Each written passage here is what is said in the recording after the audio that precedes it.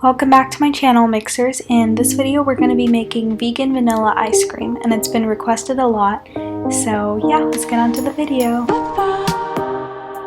To start off, we need half a cup of white sugar and a medium, yep, there we go again, spilling everywhere, but half a cup of white sugar, make sure that it's vegan, and put it in your saucepan.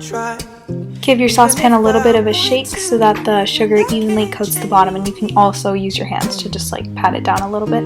Add 1 cup of non-dairy milk, and I used vanilla almond milk.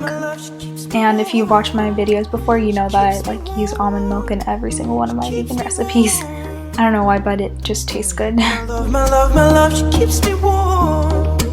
She keeps me warm. She keeps me warm.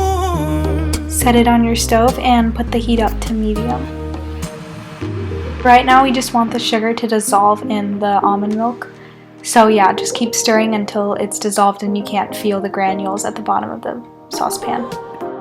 So after about 1 minute to 2 minutes of stirring, the sugar should be dissolved and you can't really, see any. Turn your heat down to low now. So we're going to want this mixture to simmer for about 30 to 50 minutes. You'll know when it's done when the color has changed to like a light golden brown, and you can see in like the next couple of clips. And also this mixture does get thick, but not too thick. If I were you, I would be checking the stove every 10 minutes to see how it's doing and just give it a little quick stir so that the bottom doesn't burn. But if it gets to like these type of bubbles, you need to turn the heat down. So if you haven't caught on yet by now, we are making vegan condensed milk, and that's the first step for making the ice cream, so just bear with me. Anyways, this is how the color has changed over the last like 20 minutes, and you're going to want this color. Notice how it's frothy and it's dripping slowly instead of like dripping very fast like a regular liquid would. Yeah, so just keep mixing until it's a little bit thicker. Turn off the heat when it's about this color, and immediately take it off the stove so that the sugar doesn't burn. And this is how it's going to look like on the back of a spoon. This is how thick it is. In a small bowl, just put your condensed milk mixture in it and let it be on the side for a little bit. Once again, I would advise you not to touch the mixture or the spoon because I did it for you and it was not a good experience. I did burn my finger again. I mean, it did taste good though, because condensed milk is really sweet and yummy. See, apparently I didn't learn my lesson the first time and I touched it again, and yep, I burnt myself again. If you see any of these like sugar lumps as you're like just mixing, make sure to just take them out because you want a smooth condensed milk. Time for our favorite part, putting plastic wrap over it.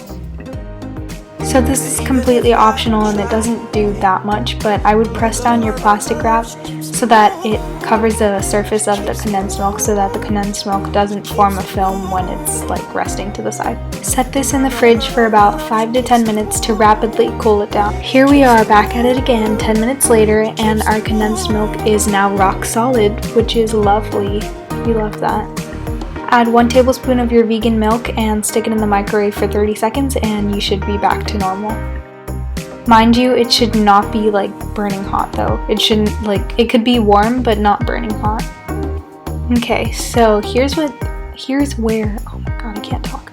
Here's where things actually start picking up. So we need a large mixing bowl and stick it in the freezer for about 10 minutes before you start so that it's nice and cold. Add 1 can of coconut cream to your cold mixing bowl and make sure that the coconut cream has been in the fridge overnight. That was a huge mistake that I made. I did not put it in the fridge overnight. I just stuck it in the fridge for 20 minutes, and let me tell you that did not cut it. So make sure to put it in the fridge overnight. This part's always fun. Use like a hand mixer and whip it until you get soft peaks, which I did not get because I did not put my coconut cream in the fridge overnight. So make sure you do that. So this part is completely optional, but I put 1/8 of a teaspoon of baking soda to mask the coconut flavor because I don't like the way the coconut tastes. So just like put baking soda, like the smallest amount if you don't like the coconut taste, but you don't have to do this. Once again, you do not have to do this. Here I am 10 minutes later wondering why my coconut cream wouldn't form peaks, but turns out my stupid I just didn't put it overnight. Ugh, yeah, so this is why you need to put it in the fridge overnight. How about we all pretend that my whipped cream has stiff peaks? Yeah. Okay, so add a half teaspoon of vanilla extract once you have your stiff peaks, which I totally have. You're gonna want to fold your vanilla into it, so like don't deflate your whipped cream, which you should have, but I don't have, but you should have. So just like fold in your vanilla. Don't like break up the stiff peaks. You're gonna want to fold it in, like go from the middle outwards. Fold in your condensed milk into your your stiff peak coconut whipped cream thing. And again, we're just pretending that I have stiff peaks. So yeah, just fold it in until you have nothing left to fold.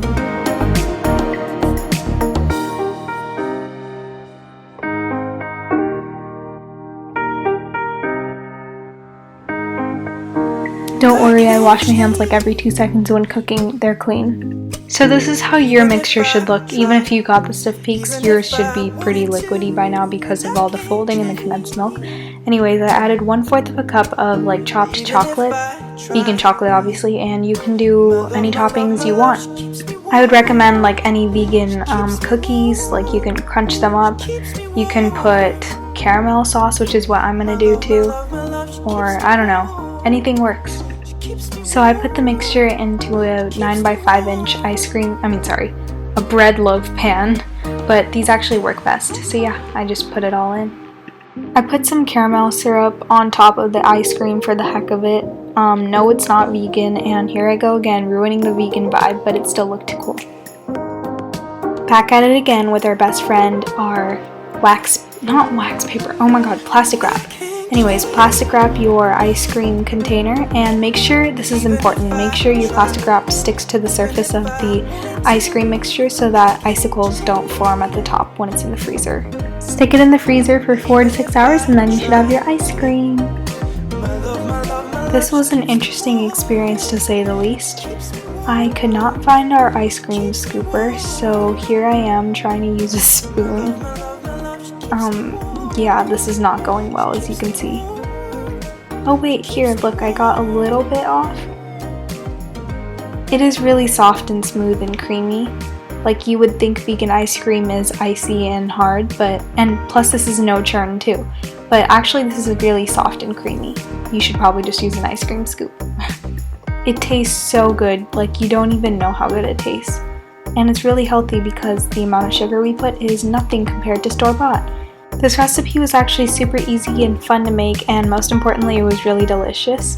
And you guys recommended it, so I hope you guys enjoyed it, and I hope you're staying safe and washing those hands. Yeah, I will see you guys next Friday in my next video. Bye!